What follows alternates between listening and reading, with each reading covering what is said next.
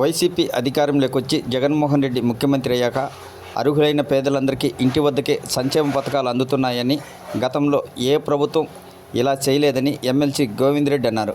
కడప జిల్లా గోపవరం మండలం బేతాయపల్లి పంచాయతీ పీపీ కుంట అర్జునవాడలో నియోజకవర్గ బూత్ కన్వీనర్ల సమన్వయకర్త రమణారెడ్డి ఆధ్వర్యంలో ప్రజా దీవెన కార్యక్రమం నిర్వహించి ఇంటింటికి తిరిగి ఫ్యాన్ గుర్తుకు ఓటు వేసి గెలిపించాలని ప్రజలను కోరారు.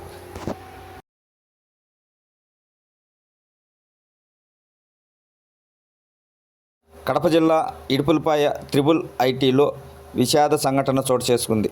ఇంజనీరింగ్ 4వ తరగతి చదువుతున్న సురేఖ అనే అమ్మాయి హాస్టల్ బిల్డింగ్ పైనుంచి దూకి ఆత్మహత్యకు పాల్పడింది.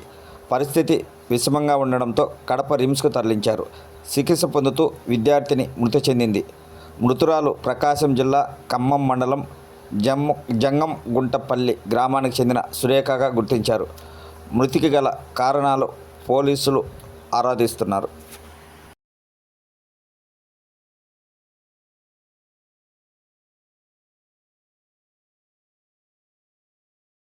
వైఎస్ఆర్ కాంగ్రెస్ పార్టీకి వచ్చే ప్రజా ఆదరణ చూడలేక విజయవాడ బస్సు యాత్రపై దాడి చేయడం ఏమైన చర్య? ఇలాంటి వాటికి వైఎస్ జగన్మోహన్ రెడ్డి భయపడే వ్యక్తి కాదని బద్వేల్ నియోజకవర్గం అదనపు సమన్వయకర్త విశ్వనాథ్ రెడ్డి వెల్లడించారు.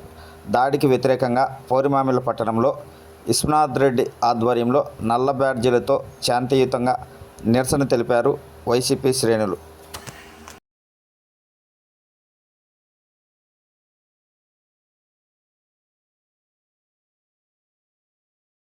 కడప నియోజకవర్గంలోని 10వ డివిజన్ వై జంక్షన్లో వైసీపీ ఎమ్మెల్యే అభ్యర్థి అంజద్ పాషా ఇంటింటి ప్రచారం నిర్వహించారు. గడప గడపకు వెళ్లి వైసీపీ ప్రభుత్వం ద్వారా ముఖ్యమంత్రి జగన్మోహన్ రెడ్డి అందించిన సంక్షేమ పథకాలు ప్రతి ఒక్కరూ గుర్తు తెచ్చుకోవాలని తెలిపారు. ఫ్యాన్ గుర్తుకు ఓటేసి అత్యధిక మెజార్టీతో గెలిపించాలని ప్రజలను కోరారు.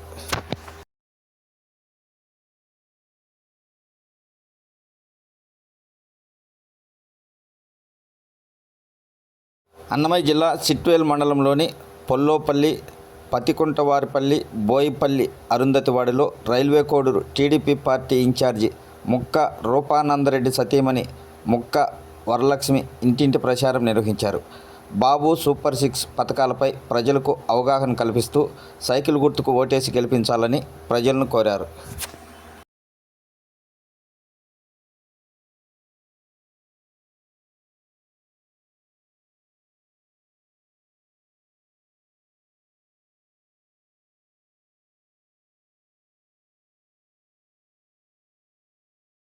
అన్నమయ్య జిల్లా చుండుపల్లి మండలంలోని పొలిమేరపల్లి, కమ్మగుంటపల్లి, పెద్దపల్లి, కొండూరువాన్లపల్లి, నగిరి, ఎర్రగుట్ట, గుంతరాజుపల్లి, కొత్త ఒడ్డిపల్లి, ఈడిగిపల్లి గ్రామాలలో వైసీపీ ఎమ్మెల్యే అభ్యర్థి ఆకేపాటి అమర్నాథ్ రెడ్డి ఎన్నికల ప్రచారం నిర్వహించారు.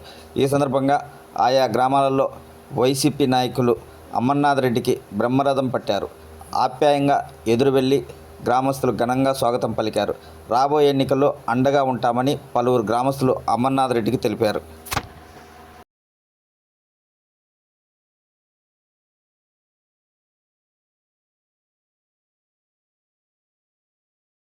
రాజంపేట పట్టణంలోని బత్యాల భవన్లో టీడీపీ నాయకులు, కార్యకర్తలతో బత్యాల చెంగల్రాయుడు సమావేశం నిర్వహించారు.